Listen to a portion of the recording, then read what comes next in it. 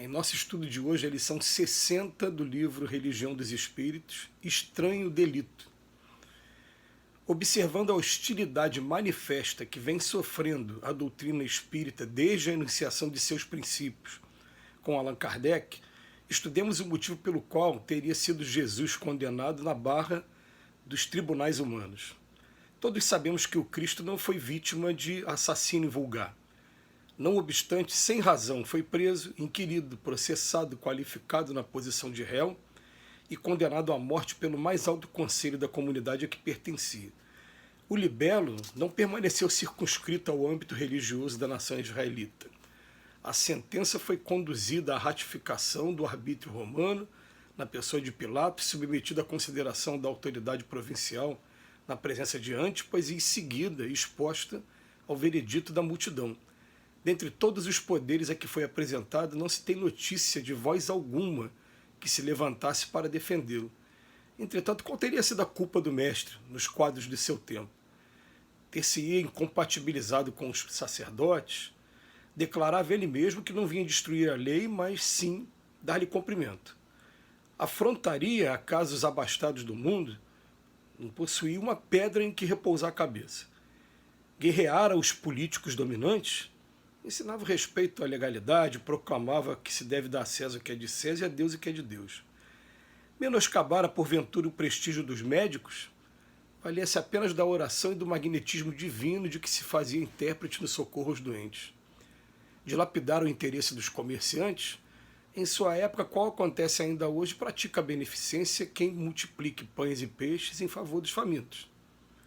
Insultar os filósofos e os pesquisadores do espírito, sequiosos de experiência?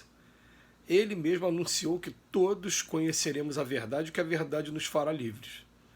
E depois de crucificados, seus continuadores legítimos por muito tempo foram perseguidos, humilhados, espancados, martirizados e ridicularizados, apodrecendo nos cárceres, algemados a ferros, supliciados em gabinetes de tortura, passados a fio de espada ou cedidos à sanha de feras sanguinárias nos espetáculos públicos.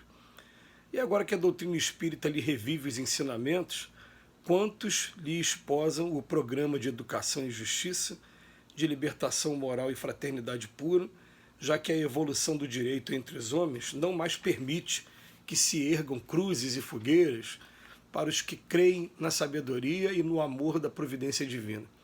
Padecem calúnia e vilipêndio, sarcasmo e perseguição.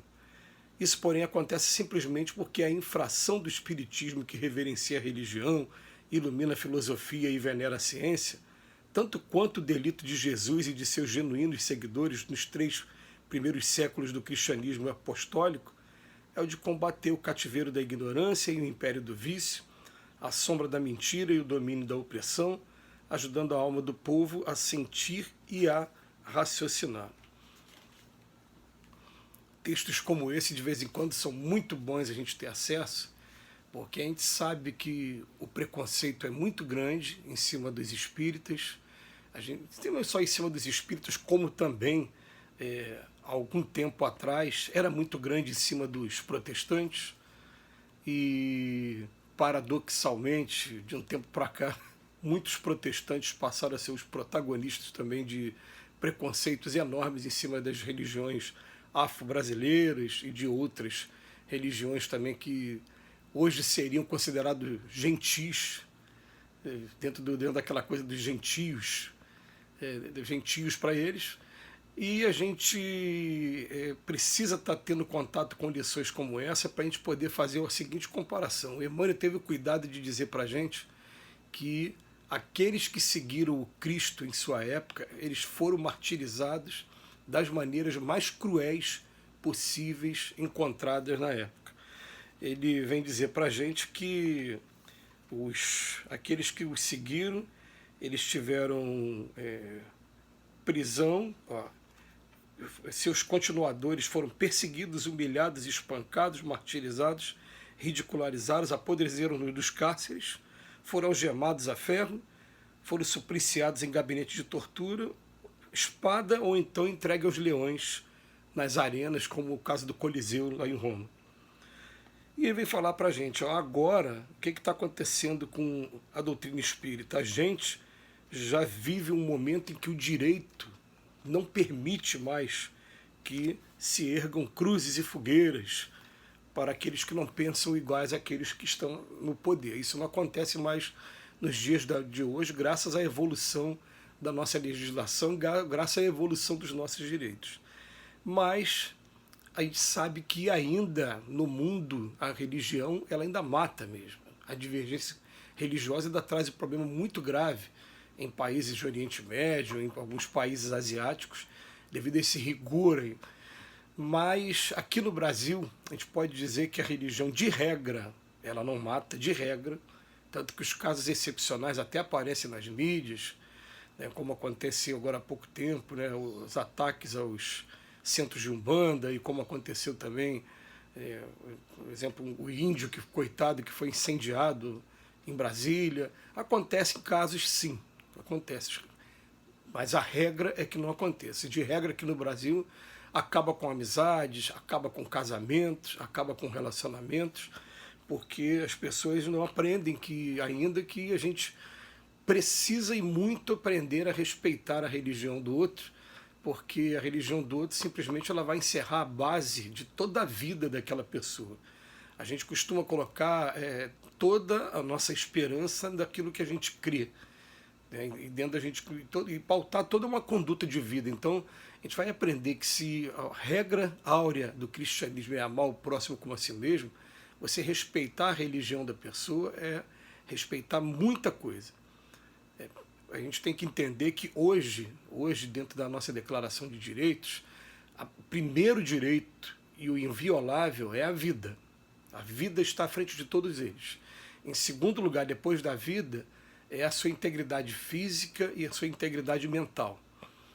E depois que vem a liberdade religiosa. Então a liberdade religiosa hoje ela não está à frente nem da integridade física nem da integridade nem da vida, né? Nem da integridade física, nem da mental, nem da vida. Tudo bem. Mas a gente encontra ainda muitos casos de preconceito, e Emmanuel até enumera o que costuma acontecer com nós espíritas. Aqui, ó. Calúnia, vilipêndio, sarcasmo e perseguição. Quando esse tipo de coisa acontecer com a gente, vamos lembrar que qual está sendo o crime que o espiritismo está praticando. Assim como o cristianismo, ele veio combater o cativeiro da ignorância, o império do vício, a sombra da mentira e o domínio da opressão. O que o espiritismo vem fazer? Ele vem relembrar os conceitos do Cristo. Vamos lembrar lá o que o Consolador Prometido veio fazer? Veio lembrar o que o Cristo trouxe para a gente lá atrás, porque foi esquecido ou foi desvirtuado ao longo do tempo, e trazer mais ainda informações agora sobre o mundo espiritual. É isso que o espiritismo veio fazer.